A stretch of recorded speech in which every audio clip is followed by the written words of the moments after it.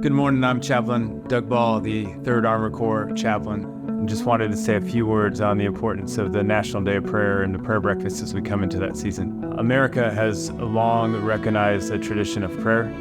We pray at civic events, we pray at our military formations, and throughout the decades, presidents have declared a National Day of Prayer to remind people across the United States of the importance of this for many of the United States citizens.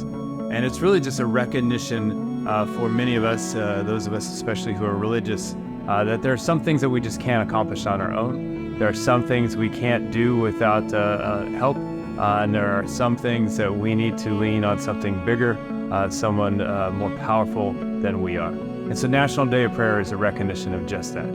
That as we look around the world and there are struggles, and as we look at our own lives and we see obstacles and friction, to reach out for the help we need, both from God, but then also from our friends and neighbors as we gather together to pray as a community in these situations.